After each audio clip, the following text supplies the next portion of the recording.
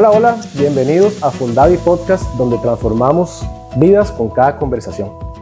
Hoy tenemos una invitada muy especial. Ustedes no tienen idea la clase profesional que tenemos hoy acá y ahora vamos a ahondar un poco en algunos temas. Sin embargo, quiero presentarles a Diana Bermúdez. Diana, muchas gracias por estar acá. Gracias a vos por haberme invitado.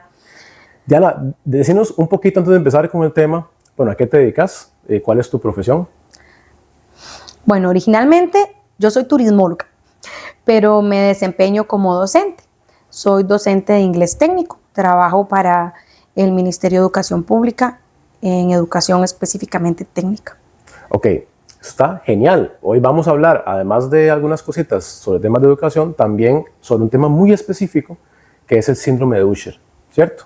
Y hoy me gustaría que nos empieces a explicar un poquito, pero sobre todo para la gente que en casa no tiene idea, no está relacionada con esta condición, ¿qué es el síndrome de Usher? Bueno, mira, existe a nivel mundial una coalición que es una organización que trata el síndrome de Usher. Pues como estamos hablando de algo mundial, hemos tenido que hacer una división, ¿verdad?, por países y por regiones. En el caso de Centroamérica no hay mucha representación en esta organización. Los representantes de los países que surge alguien interesado en desempeñar este trabajo voluntario se llaman embajadores. Es un trabajo, como te digo, voluntario y en mi caso yo soy la embajadora que hay por Costa Rica y por los países vecinos, ya que no hay representantes en Centroamérica. Si alguien nos estuviera viendo y tiene los requisitos, por decirlo de alguna forma, para formar parte de la coalición, pues sería genial que nos contacte. Los embajadores del síndrome de Usher somos personas que tenemos síndrome de Usher o convivimos con alguien, con un familiar muy cercano que tenga síndrome de Usher. Ese es como el requisito que hay para aplicar para este puesto, que es, como les digo, voluntario y que no demanda mucho tiempo, sino el tiempo que cada embajador le pueda y le quiera dedicar a la misión que tenemos. Con respecto a tu pregunta, el síndrome de Usher es una enfermedad rara. Cabe aclarar que una enfermedad rara, esto es un término muy inglés, muy anglosajano, ¿verdad? No significa que sea extraña, significa que es una enfermedad muy poco frecuente. Existen parámetros muy específicos para determinar cuando una enfermedad es considerada rara. No es porque sea como cuando uno dice, ay, qué raro que pasó tal cosa, ¿verdad? Sino que una enfermedad rara es porque son muy pocas las personas que la padecen. Esto de muy pocas también es un término relativo. Por ejemplo, en Costa Rica se estima que tienen que haber entre 380 y 400 personas que tengan síndrome de Usher, lo cual es una enfermedad que produce sordoceguera. Cuando hablamos de un síndrome, hablamos de una enfermedad que afecta al menos 3 aspectos distintos. Okay. Y en el caso del síndrome de Usher, afecta la visión con una enfermedad muy específica que se llama retinosis pigmentaria, pero también causa la pérdida auditiva, porque hay unos cilios que se ven afectados con el síndrome de Usher. Y el tercer componente, que no siempre va a estar presente o no siempre se va a desencadenar con la misma fuerza, es el sistema vestibular, más específicamente el equilibrio. La gente dice, claro, porque cuando se afecta el equilibrio, es porque el oído tiene algo, ¿verdad? Pues no precisamente, aquí estamos hablando de 3 factores distintos, ¿verdad? La pérdida auditiva, que no precisamente va conectada a la disfunción vestibular, a la afectación del equilibrio, y además la pérdida visual por retinosis. Entonces, es la primera causa a nivel mundial de sordoceguera que se va a dar en distintos niveles. Ok, bueno, eso es muy interesante porque realmente casi nadie ha tenido relación con este síndrome, ¿verdad? Sobre todo aquí en Costa Rica. Juan Manuel, lo que estás diciendo es tan cierto como que el agua hierve cuando llega a 100, ¿verdad?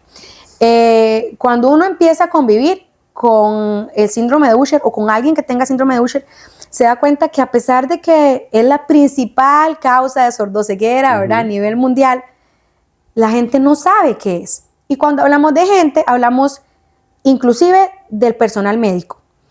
Costa Rica tiene un sistema a nivel de salud que es muy bueno, ¿verdad? ¿Que tiene cosas criticables? Bueno, pues todos lo sabemos, pero es muy bueno.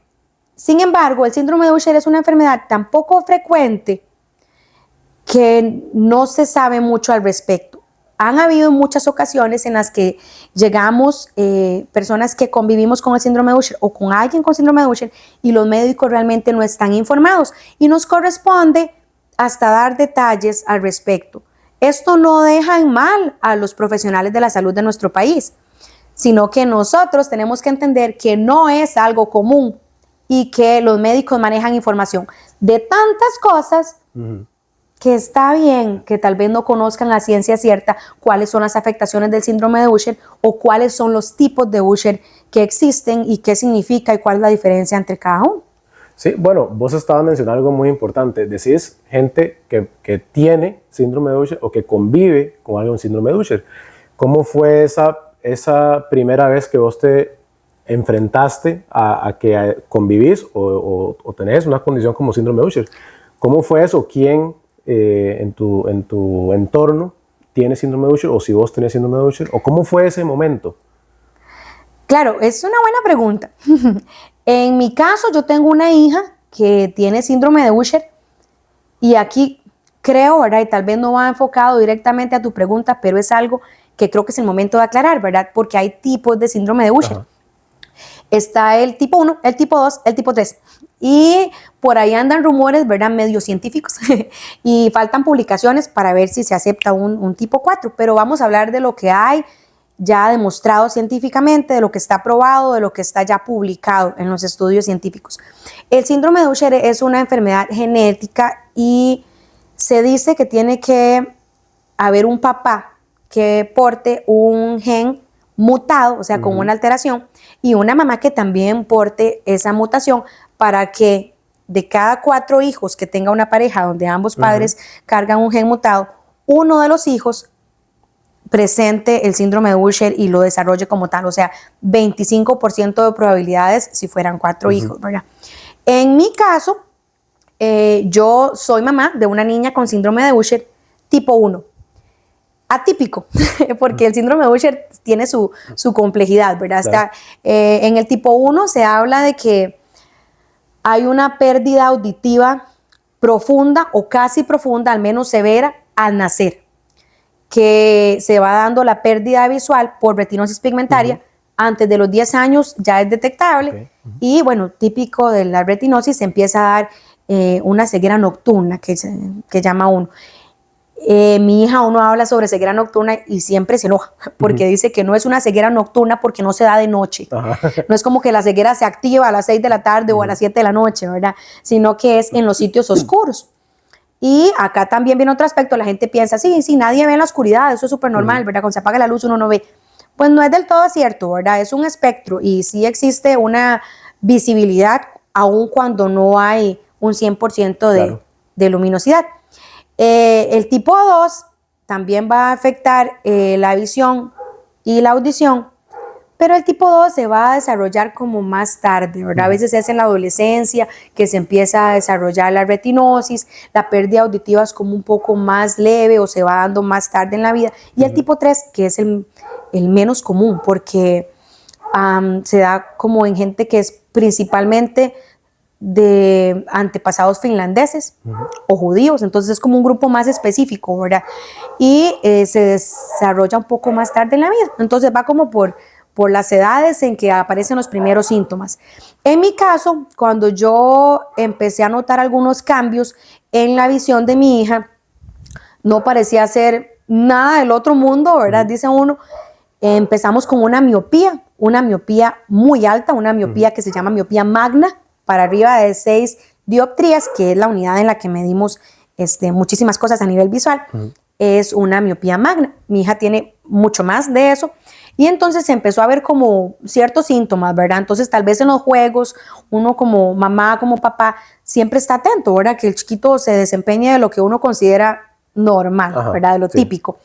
Y empezamos a ver cambios como que tal vez habían ciertas cosas que no distinguía, que no veía, o que, mira, tal pajarito por allá, y era como, sí. Y uno veía como que no lo había visto, ¿verdad?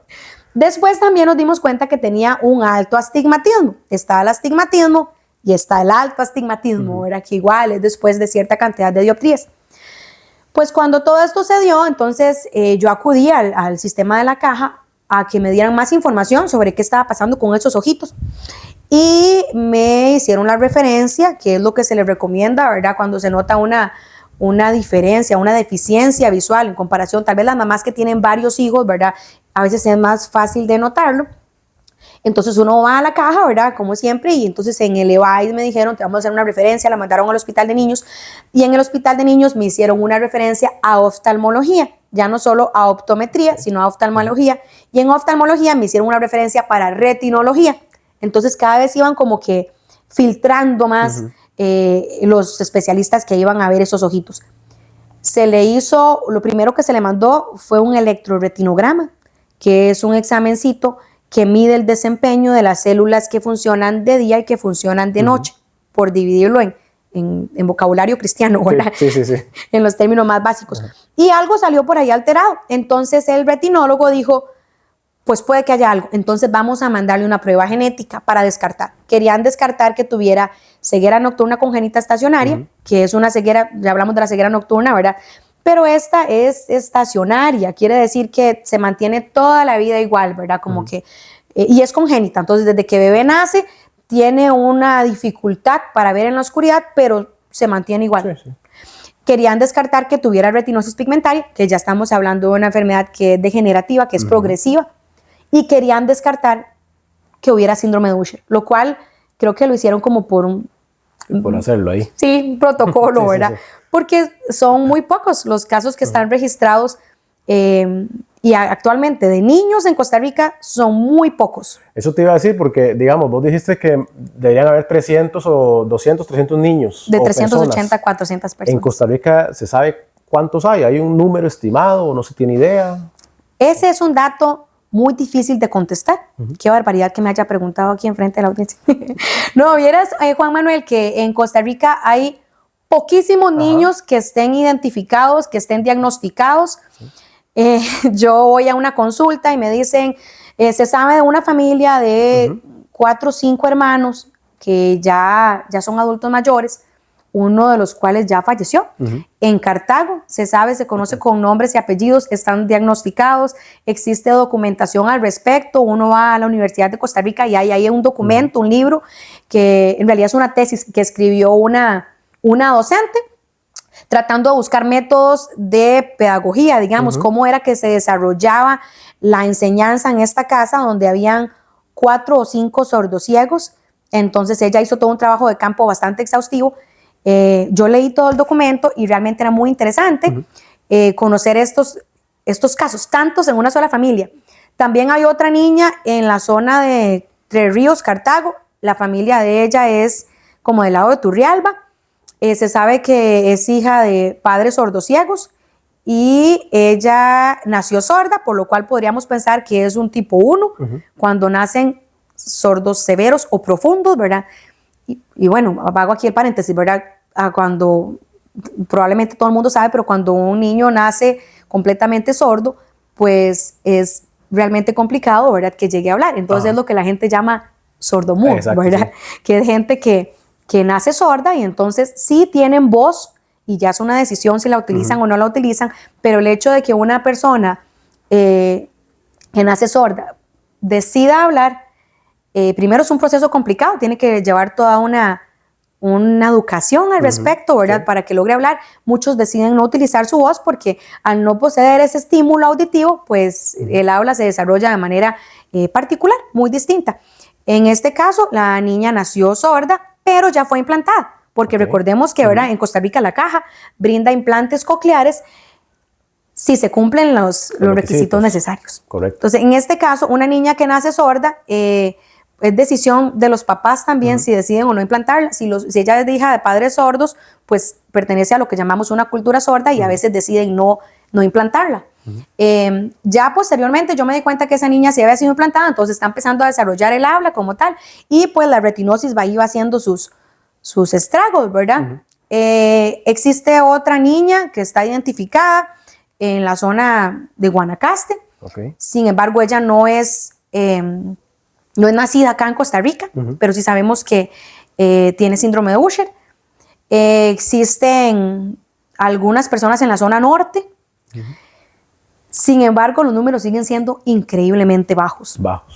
En la coalición se maneja un registro que se llama, bueno, es otra entidad, RareX, son enfermedades raras donde se mantiene un registro. Uno se mete ahí a Google y pone coalición, Usher, y ahí le empiezan a salir todos los recursos, ¿verdad? Que ya los embajadores hispanos estamos trabajando en traducir todo esto, y ahí uno puede, por decirlo así, inscribir, ¿verdad? Uno incluye los datos de la persona que tiene síndrome de Usher para tratar de mantener unos datos que estén actualizados. En Costa Rica, en esta base de datos, solamente se encuentran dos personas inscritas, como que ya tienen el diagnóstico de Usher. Un caballero, ya de edad media, y mi hija. ¿Y tu hija? Sí, después de, entonces, digamos, oficialmente para la coalición existen dos personas.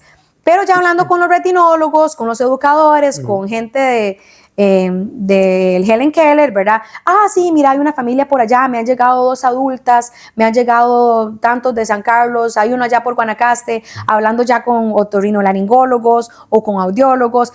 Sí, he tratado algunos, la mayor parte de los médicos te van a decir, no, médicos especialistas como audiólogos, otorrinolaringólogos y retinólogos te van a decir, pues he visto algunos o tengo 2 casos, ¿verdad?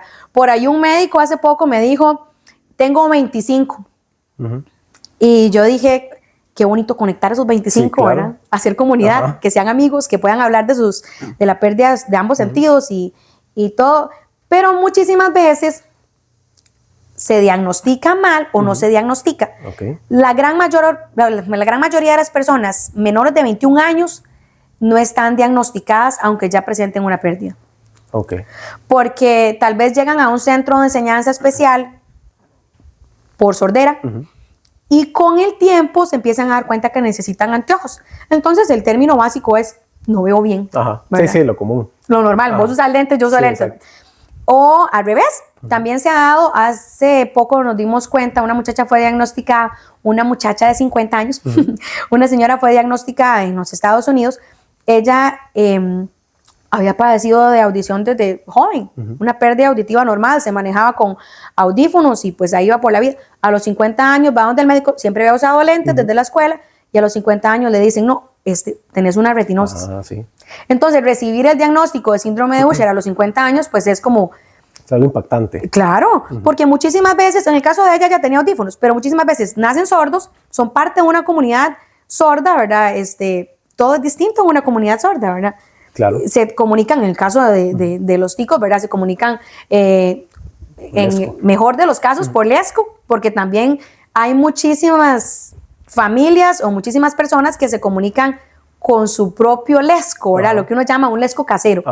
Sí. Por ejemplo, en este documento que hay en la Universidad de Costa Rica, la docente que lo generó, como parte de su estudio, explica que ellos tenían un lesco casero, ellos tenían sus propias señas para decir, está lloviendo, tenés que meter la ropa, ¿verdad? Y no precisamente la seña oficial del lesco en Costa Rica. Sí, claro, desarrollaron como entre familia, y ahí quedó y se entienden. Claro, porque mamá tenía que encontrar la manera de comunicarse con los chiquitos, y los chiquitos entre ellos iban a jugar, ¿verdad? Sí, claro. Si uno se pone a leer la historia de Helen Keller, pues Helen, antes de que llegara su maestra, también tenía sus propias señas, ¿verdad? Y sus propios modos o sus propios gestos para expresar lo que tenía que expresar, ¿verdad?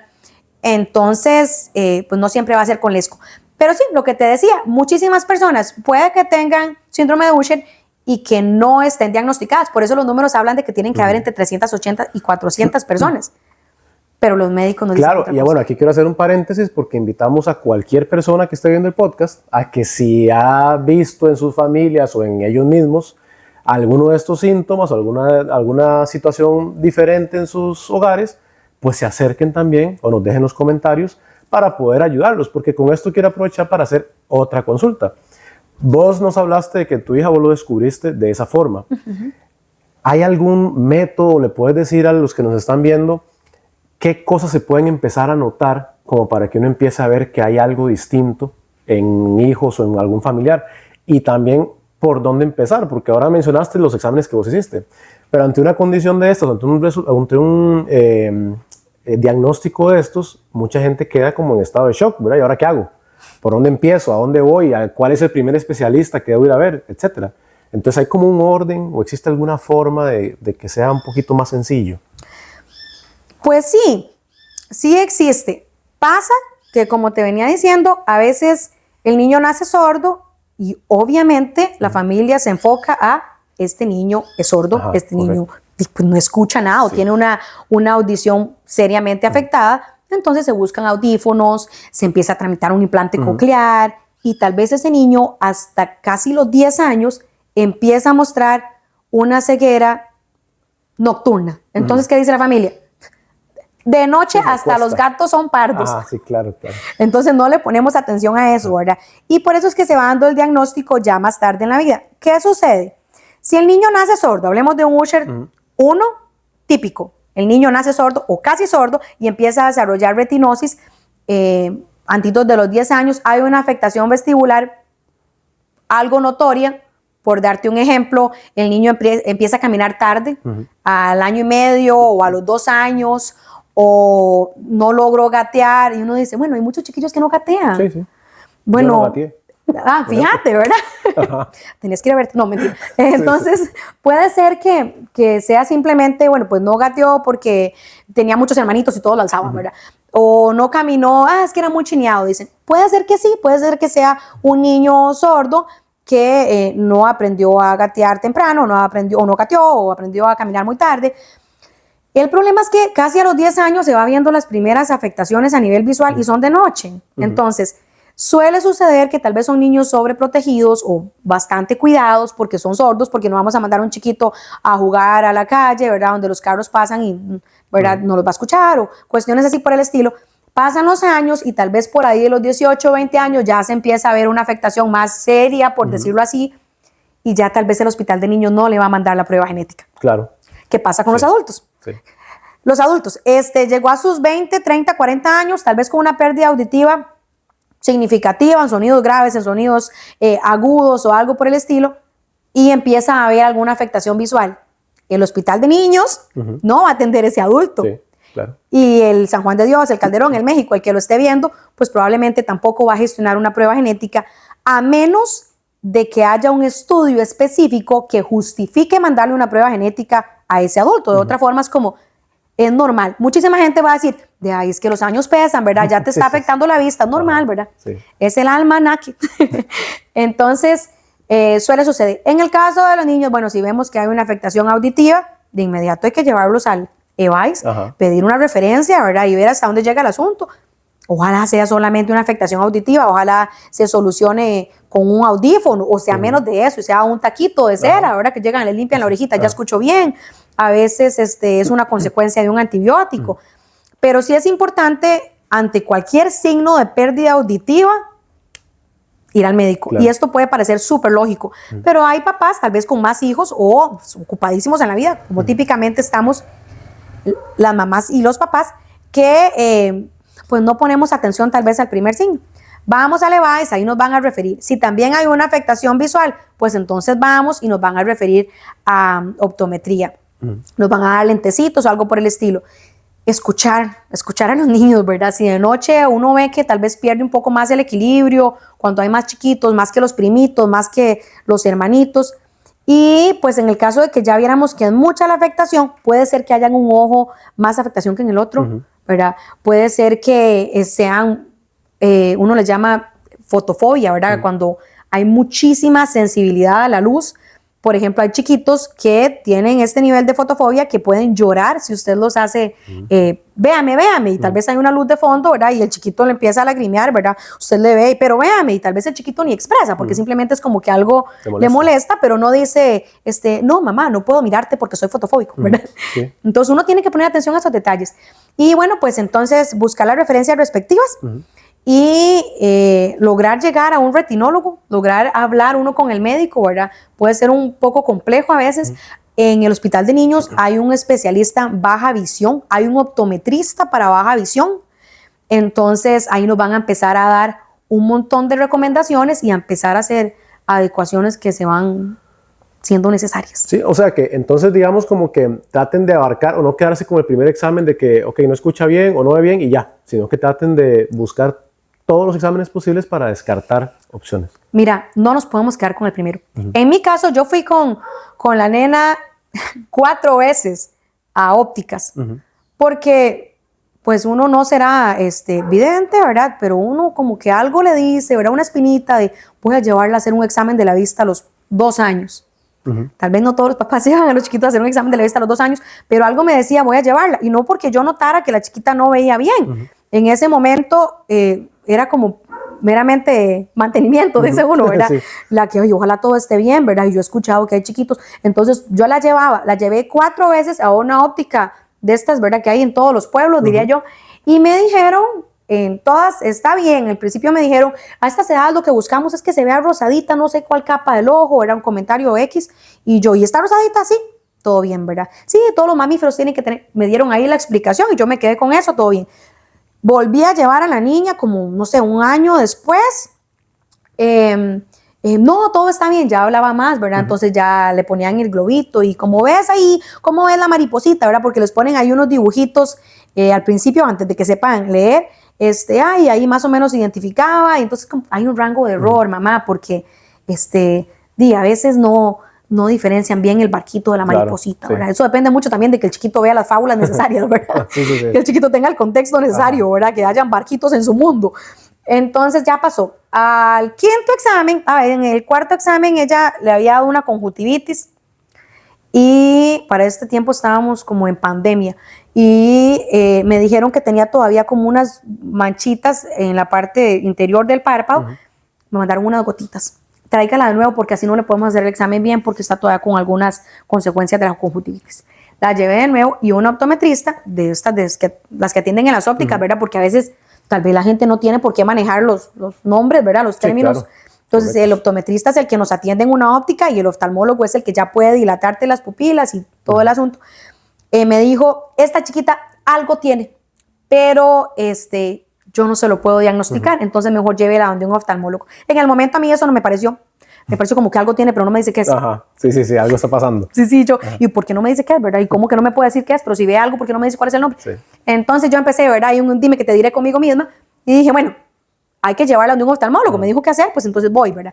La llevé donde un oftalmólogo y fue donde me dijeron, sí, tiene la retina, ¿verdad? Como muy estriada, porque la miopía, en el caso de ella, la miopía es un crecimiento que se da anormal, por decirlo así. Entonces la retina pues tiende a estirarse más de la cuenta. Me vieron lo de la retina, la chiquita, y tengan cuidado, ¿verdad? Hay un riesgo de desprendimiento de retina. Nadie me había hablado de síndrome de Usher hasta que ya en la caja, ¿verdad? Fue que le vieron esa retina así, como que nació una duda en el retinólogo y entonces le mandó a hacer estas pruebas, con lo que les comentaba el descarte. Y pues ya ahí a la hora de hacer el descarte resulta que no descartaron ninguna. Sí.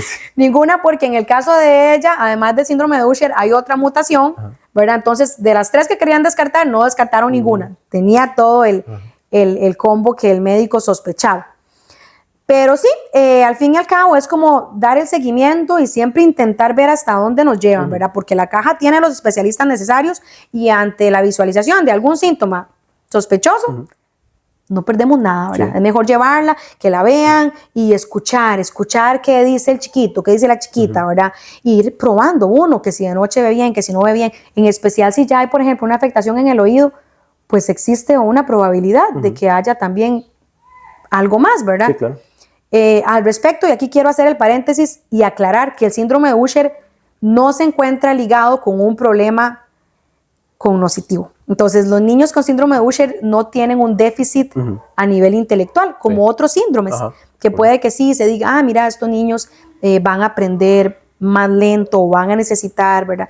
No está asociado a ninguna deficiencia a nivel intelectual, pero tampoco es un factor protector ante otras cosas, claro. ¿verdad? Puede sí, como cualquier otro chiquito que me salga con dislexia, con discalculia, con dislalia, con alguna cuestión, pues puede también, ¿verdad? Como cualquier otra persona, todos somos diferentes, ¿verdad?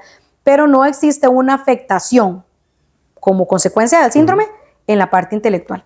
Ok, sí, solamente afecta como los sentidos que afecta la redundancia. El oído, la vista y el sistema vestibular, a veces, no siempre afecta el sistema vestibular. Y la seriedad de los síntomas, por decirlo así, ¿verdad? La gravedad no va a ser igual en todos. Igual existe el síndrome de Usher atípico, que es cuando se supone y dice las mutaciones genéticas que tiene que tener sordera profunda, pues el chiquito sale oyendo, ¿verdad? Y resulta que después se ve la afectación visual primero o hay picos en la audición. Esto es un síndrome de Usher atípico. Y por si fuera poco, ¿verdad? Ya hay como que yendo a un punto más finito, ¿verdad? Fusilando más delgado. Sí, hay también una afectación que es el síndrome de Usher asindrómico. Ok. Que también puede existir. Síndrome sí afectó 3 cosas. El asindrómico es cuando se le desarrolló la pérdida auditiva a tal persona y hasta muy tarde en la vida se le desarrolló la retinosis. O no vimos la retinosis, pero se le hizo prueba genética y resultó que sí tenía una afectación, una mutación genética que indica que hay síndrome de Usher. Hay una lista de genes que producen síndrome de Usher. Entonces, por ejemplo, a la hora que a uno le dan la prueba genética, le dicen, es el gen MIO7A. Entonces ahí los doctores hacen como un asocie, este gen produce el síndrome de Usher tipo 1B, porque además de que hay 1, 2 y 3, hay subtipos. Okay. Los subtipos dependen de qué gen está mutado. Si está mutado tal gen, es tipo 2B, es tipo 2A. Empiezan del 1B. Okay. Dato histórico, había un 1A, pero resultó que no era Usher. Entonces lo quitaron de la lista y dejaron el campito ahí para no desordenar todos los que ya tenían categorizados, ¿verdad?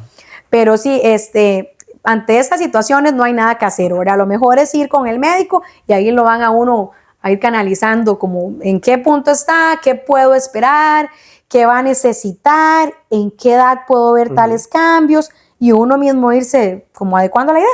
Sí, bueno, para todos los que nos están escuchando, hoy tenemos un lujo porque estamos con la embajadora de Usher Coalition en Costa Rica y además nos está dando una cátedra de todos los tipos de Usher y todos los síntomas y todo lo que tenemos que estar pendientes en nuestros hogares con familiares y demás. Pero ha sido una cátedra y ha sido algo excelente, así que cualquier duda que tengan nos pueden escribir en nuestras redes sociales, nos pueden mandar mensajes y ahí con todo el gusto vamos a estarle haciendo todas sus consultas a las especialistas del caso.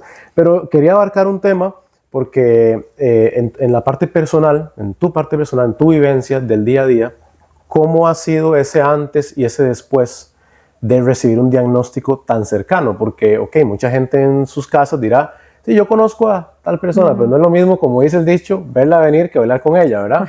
Entonces, en tu caso, ¿cómo fue cómo ha sido ese antes y ese después? ¿Ha cambiado tu rol día a día? ¿Has sentido que te has hecho más fuerte, te has hecho más resiliente? ¿Qué ha sucedido con vos después de recibir un diagnóstico? Bueno, todo lo que se puede estar imaginando la gente que nos ve o nos escucha, todo eso pasa. Sí, sí. Claro que sí, es un proceso, ¿verdad? Es un proceso.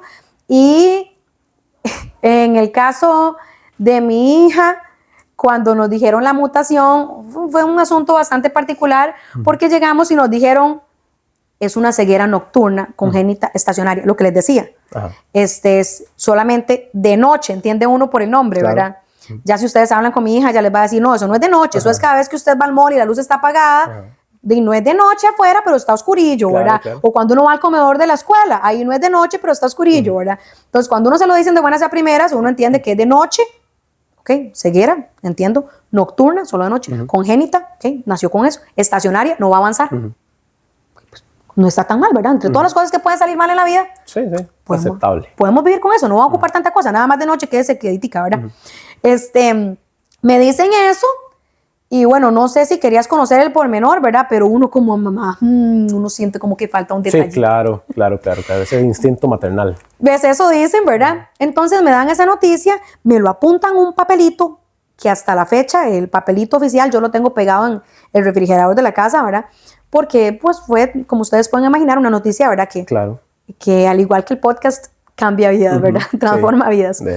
Entonces me dicen, vamos a dilatarle las pupilas, típico asunto que se da en oftalmología en el hospital de niños, ¿verdad?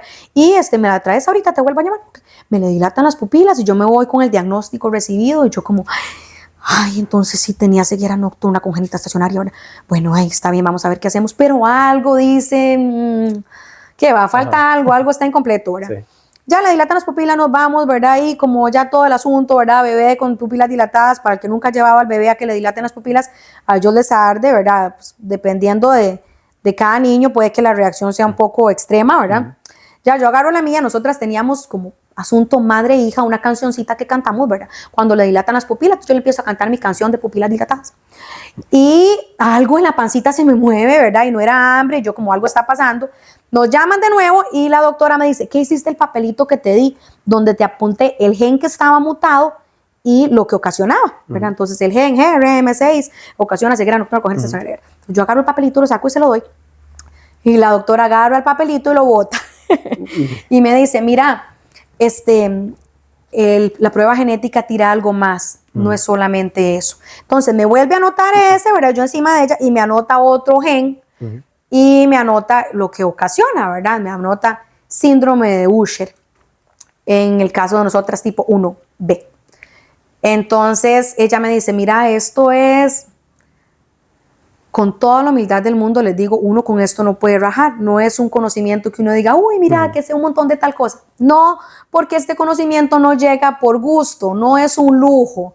Este conocimiento nace de la necesidad. Claro. Si es tu hija, si es tu hijo, si es tu familia, vos no vas a darte el lujo de leer un montón al respecto, vos vas a necesitar calmar un poquito el hambre que da cuando uno tiene un diagnóstico de estos. Sí. Entonces, cuando ella me mencionó, mira, eso ocasiona, y yo le dije, es la principal causa de sordoceguera a nivel mundial. Y se quedó viéndome y me dice, ajá, ¿cómo sabía yo? Porque cuando le mandaron la prueba genética para descartar esto, esto y esto, pues uno, mamá, ¿verdad? Se aprendió que le iban a descartar esto, esto y esto, y fui e investigué cuál era cada una de las cosas, ¿verdad? Porque uno como mamá tiene que ser despierta. Claro. En especial si ya hay una condición y usted ve que el chiquito no le está viendo bien de día, de noche, a donde sea, o no le está escuchando bien, pues entonces uno como mamá, ¿verdad? Como papá también, como tío, como encargado, como responsable, como cuidador, uno va y empieza a averiguar que no nos agarren desprevenidos. Entonces, en el caso de nosotras, cuando nos dieron la noticia, nos la dieron como un poquillo incompleta, ¿verdad? Habían detalles que no mencionaron, como que no era solo nocturna, como que no era estacionaria, sino que iba a ser progresivo, que también iba a afectar el oído y el equilibrio, ¿verdad? Estos detalles que de momento son bastante impactantes. Claro. En mi caso no me dieron mayor explicación porque yo ya me había puesto a leer al respecto, ¿verdad? La noticia cambia la vida de uno, claro que sí. Sí, me imagino. Porque uno tiene, nos gusta o no nos gusta aceptarlo, pero creo que todos los padres de familia tenemos algo proyectado. Tenemos una imagen de, uy, voy a desarrollar estas habilidades en mi hijo, ¿verdad? Porque el día de mañana, por si quiere ser microbiólogo o X o Y cosa, ¿verdad? Doctor, bombero, policía, lo que se le ocurra, pues uno tiene una proyección, ¿verdad? Que obviamente no va a ser certera, pero sí es como una ilusión, algo que lo mantiene a uno motivado a, uy, voy a enseñarle, a llevarlo al curso de dibujo para que mejore sus habilidades, ¿verdad? Y los colores y todo esto. Y al haber una afectación de estas, y al uno entender en qué consiste esta afectación, muchas cosas se vienen abajo. Cuando te dicen, mira, es que la afectación en los bastones es nocturna, pero también puede haber una fotosensibilidad o fotofobia. En muchos casos es fotofobia, ¿verdad? No es sensible a la luz, sino que de verdad la luz duele, sí, ¿verdad? Sí, sí. Mira, también va a haber una afectación en los conos, que son las células en los ojos que nos ayudan a distinguir colores. Y uno se queda como... Por eso era que el cuaderno de sociales y el cuaderno de inglés, azul y morado, se le confundían tanto, si es que no ve cuál es azul y cuál es morado. Sí. No porque sea ciega, sino porque tiene una afectación. Por eso era que el rojo y el anaranjado, por eso el amarillo, el sol me lo había pintado de tal color, ¿verdad? Había una afectación que tal vez antes uno decía como, pero usted no se sabía los colores. Sí, sí, uno asume otras cosas. Sí, pero ya no habíamos repasado cuál era el morado, ¿verdad? Entonces sí, muchas cosas cambian y esto por supuesto lleva a un luto, lleva a que la familia pase por un periodo de un luto porque hay una pérdida. Hay una pérdida de visión, una pérdida auditiva, una pérdida de equilibrio, pero también hay una pérdida a nivel de emociones.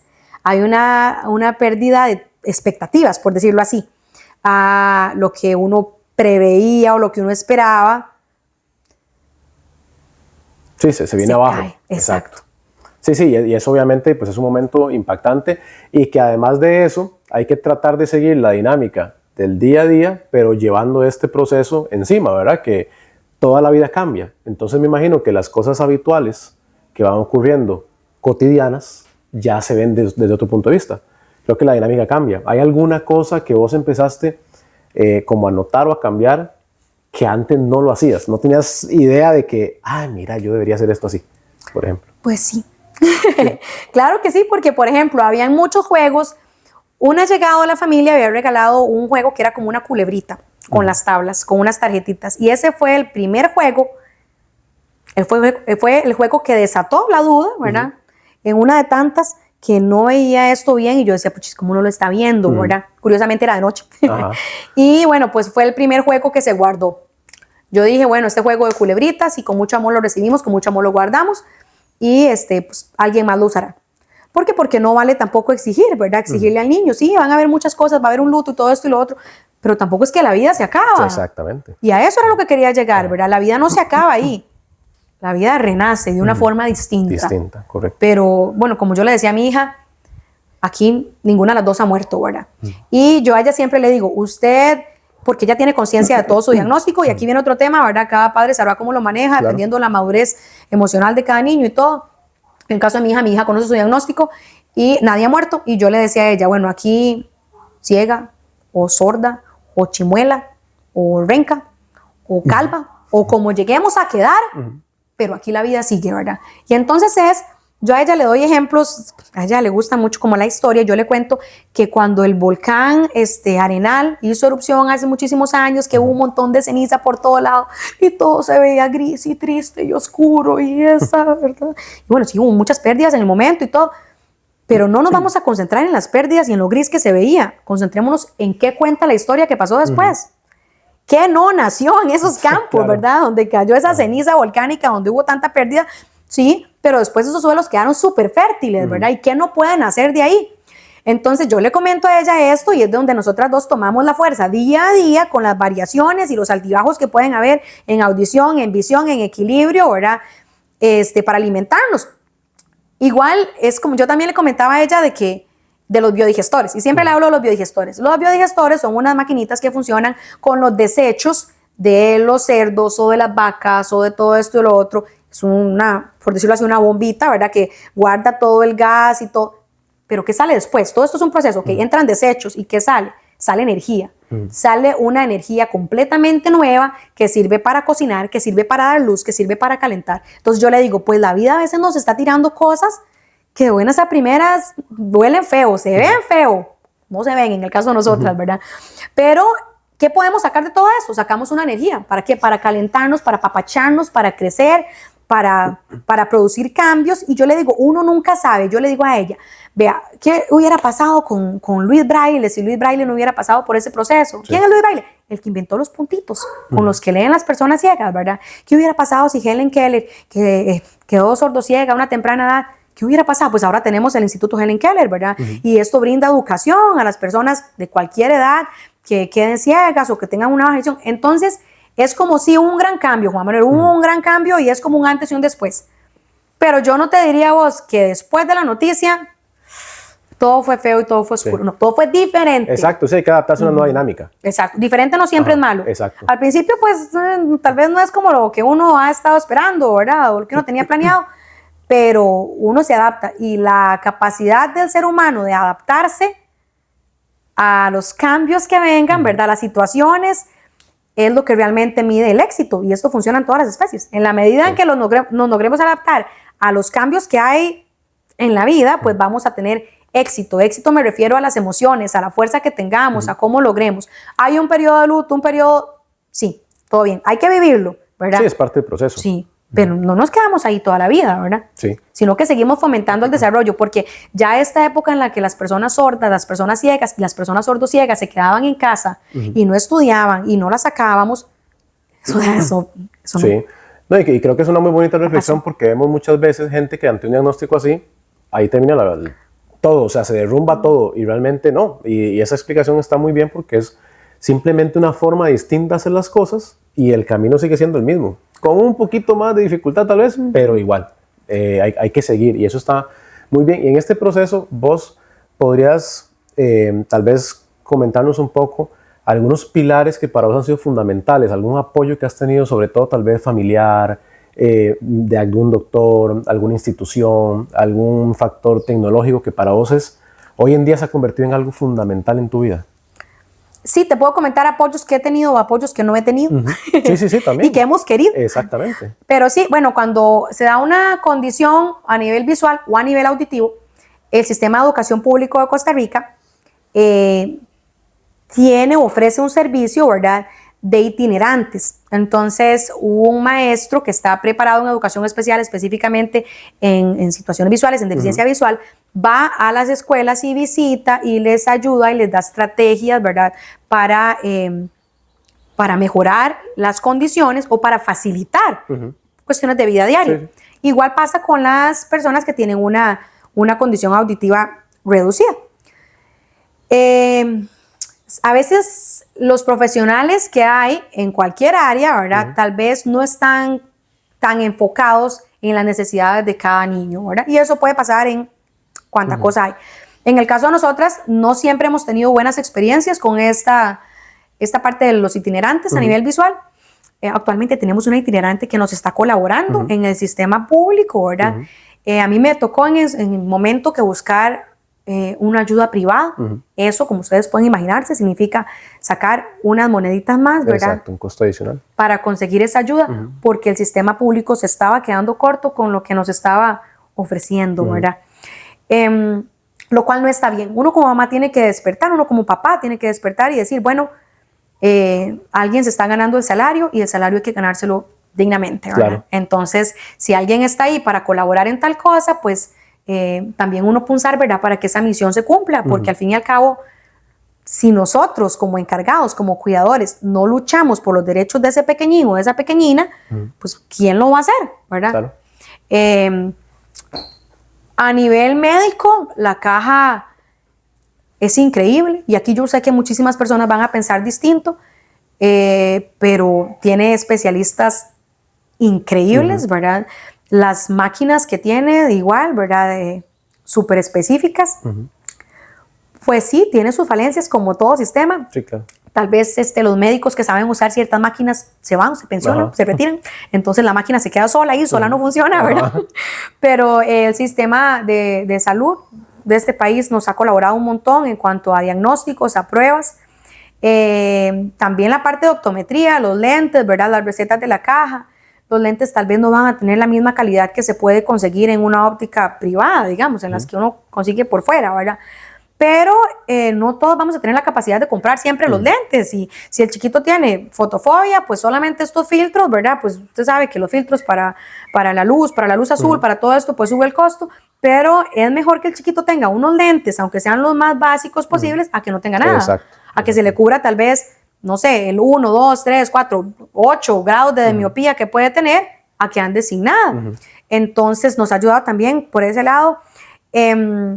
La parte emocional, es importante contar con una red de apoyo. No son situaciones fáciles, no son cambios fáciles para el niño, si fuese el caso, o para el cuidador. Claro. Igual en el caso de las personas que han sido diagnosticadas más tarde en la vida, y es un diagnóstico que muchas veces no posee la prueba genética, ¿verdad? También es complejo. Igual necesita una red de apoyo, ¿verdad? Puede ser que a doña María le estén diciendo que parece ser síndrome de Usher a los 40 años. Igual doña María va a necesitar una red de apoyo. Sí, claro. Porque igual la merece. Y muy dentro de sí, doña María va a necesitar hablar de ese tema, va a tener un luto, va a tener dudas, va a tener inquietudes, miedos, va a querer ver el futuro y ver cómo va a estar en 5, 10, 15 años y cómo le va a poder ayudar a su familia, y va a tener dudas de si va a tener que cambiar de trabajo o no, ¿verdad? Y con los niños, pues uno se va a preguntar, bueno, entonces ahora ¿qué va a estudiar este chiquito cuando sea grande, verdad? Con los muchachitos también. Entonces uno necesita una ayuda, a veces va a ser vocacional. Ahí el tiempo nos va a ir indicando. Eso depende de la edad que tenga la persona al tener el diagnóstico, sí lo tiene, y pues de lo que venga, ¿verdad? Si hay otro factor, como yo le decía, a veces tal vez no hay un compromiso cognitivo directamente relacionado con el síndrome de Usher, pero puede ser que tenga déficit atencional, puede ser que sufra de ansiedad, de depresión, lo cual podría haberse incrementado una vez que usted se ubica en cómo se puede sentir una persona que pierde por completo la visión y la audición. Hay un libro que escribieron en Colombia sobre el síndrome de Usher que habla sobre el silencio en la oscuridad. Silencio, no podemos escuchar nada y estamos en la completa oscuridad. O sea, imagínate por 30 segundos, quédate callado, tapate los ojos y imagina que el resto de tu vida va a ser así. ¿Verdad? Sí, es algo bien. La comunicación se dificulta. Existen idiomas que se empiezan a desarrollar o que se empiezan a utilizar. si existe una formación, ¿verdad? Pues pueden estar ahí, pero si vos te quedas sordo ciego mañana y nadie te informó y nadie te informa, pues ¿cómo vas a aprender, verdad? Pero sí existe en lugar del ESCO, que es para las personas sordas, sí existe una manera de comunicarse que es táctil, ¿verdad? Imagínate que no puedes ver, que no puedes escuchar, pues tenés que tocar las manitas de la otra persona para poder sentir qué seña te están haciendo en un idioma de señas, ¿verdad?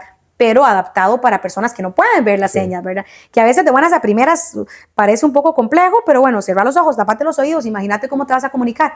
Y si naciste sordo, imagínate, no escuchas en algún momento de tu vida, no ves y nunca aprendiste a hablar. Sí. Te pones en esa situación y pues se te paran los pelitos, ¿verdad? Sí, claro. No, es que es un cambio muy drástico, ¿verdad? Sobre todo que tal vez de la mayoría de nosotros estamos acostumbrados a depender mucho de un solo sentido y todavía hay un diagnóstico, un síndrome que afecta a dos. Es un poco difícil de aceptar. Entonces, claro, ese duelo que vos hablas, creo que es súper requete válido, ¿verdad? ¿Vos has encontrado tal vez en este tiempo herramientas que te han facilitado un poco la vida? Tal vez, como por ejemplo, todos sabemos del braille, ¿verdad? Pero tal vez alguna otra forma de hacer las cosas o alguna otra tecnología que te ha ayudado en el día a día. Sí, hay de todo para todos y lo que no hay, en la casa lo inventamos. Porque hay muchas cosas que tal vez no han salido, ¿verdad? Al mercado, pero que uno se inventa. En el caso de mi hija, y tal vez no voy a sonar tan tecnológica como tu pregunta tal vez indica, pero por ejemplo a ella le gustaba el teclado. Entonces, no por retinosis, tal vez de manera directa, pero sí por su padecimiento de miopía magna, de astigmatismo, ¿verdad? Teníamos que hacer las partituras un poquito más grandes, ¿verdad? Entonces, tuvimos que adaptar el atril que trae un teclado, que es como un tamaño así, digamos, caben tal vez, creo que no caben las dos hojitas Bond, ¿verdad? Las regulares ahí, horizontales. Normalmente las partituras de hecho eran verticales de todos los otros chiquitos, ¿verdad? Y venían esta cantidad de pentagramas, pues las de ellas tenían que ser horizontales y pues tuvimos que inventarnos un atril un poquito más grande, ¿verdad? Sí. En este caso, porque fue algo que hicimos casero, ¿verdad? Tal vez hay otras cosas mejores en el mercado, en mi casa no. En mi casa teníamos un atril hecho de PVC, el tubito de las cañerías, donde con cuerda de pescar guindábamos, o con caleca, ¿verdad? Con lo que pone uno para tender ropa, guindábamos las hojitas para que el atril se fuera más grande, ¿verdad? Porque también ella iba a tener que parar a media pieza para cambiar las partituras, ¿verdad? Igual a la hora de leer y a la hora de escribir, cuando hay un niño con alguna condición visual reducida, pues muchísimas veces, no en todas las ocasiones, tenemos que ir a ver qué nos recomiendan, ¿verdad? Van a recomendar un atril, ¿verdad? Para leer o para escribir, para que se sienta más seguro, para que la postura mejore, porque a veces tienden a doblarse mucho cuando hay una situación visual, ¿verdad? Entonces, pues que mantengan, no queremos tras de piedras palos, ¿verdad? Pues ya tenemos una afectación visual, una afectación auditiva, un asuntito de equilibrio y que se nos empiece a dañar la espalda por estar encogiditos, ¿verdad? Pues tenemos que evitar. Claro. Exacto. Pero sí, igual en la casa hay muchísimas cosas que están adaptadas, casero, por ejemplo, que quería preparar una coreografía para la escuela, entonces yo tenía que dejarla que practicara, entonces es que no veo cuál es el botón de esto y cuál es el botón del otro. Entonces agarrábamos y recortábamos un sticker, ¿verdad? Y lo poníamos, tal vez algo que ella sí lograra ver, un color que divisara mejor. El braille, sí, hay cositas que se van quedando un poquito rezagadas, ¿verdad? Pues no siempre, la gente no pasa a ceguera, no siempre de un día para otro, ¿verdad? Muchísimas veces hay un proceso que pasan por baja visión, ¿verdad? Que es una visión reducida, igual cuando hay hipoacusia, no es que es sordo, es que tiene una audición reducida, entonces es un proceso de adaptación y la gente muchísimas veces no entiende de buenas a primeras que esto es un espectro, que no es que ciego y persona que sí ve, sordo, oyente. No, esto es una línea y a veces podemos estar por aquí, hay muchísimas cosas, emociones y otros que van a hacer que un día tal vez veamos mejor o escuchemos mejor y la gente dice, se está haciendo, porque ayer no andaba bastón y hoy sí. ¿Verdad? Entonces existe todo esto. El bastón fue todo un asunto, te comento. El inicio del bastón fue toda una situación. El aceptar que ahora iba a haber un bastón que iba a acompañar a esta señorita, ¿verdad? A tales horas. Tal vez hay días en los que no la va a acompañar, pero pues hay ocasiones en las que sí lo amerita. Aparte de esto, la tecnología, ya ahora sí estamos hablando, bueno, cuando hay una baja audición, uno utiliza parlantes, ¿verdad? Los audífonos no siempre van a dar la talla. Ajá, correcto. Cuando llegue cierto nivel de pérdida auditiva, pues puede que se necesite un implante coclear, ¿verdad? Ya ahí la caja te va a ir indicando cuándo aplicas. A nivel de visión, pues ya cuando se ve muy reducida, vamos a hablar de lectores de pantalla, ya pues tal vez el braille no va a ser tan práctico, ¿verdad? Los exámenes que la chiquita lleve, si no tiene su propia máquina braille, ¿verdad? Claro. Que no es cómoda.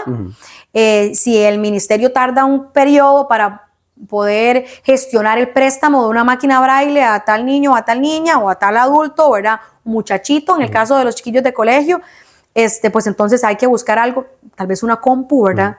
Algo que sí pueda manejar, que tenga un lector de pantalla o que tenga manera de hacerle zoom a las imágenes, que ya no sea como que tienen que imprimir porque van a venir problemáticas de que la imagen se la dieron pixeleada porque la necesitaba más grande, que los cuadernos a veces van a tener que ser adaptados.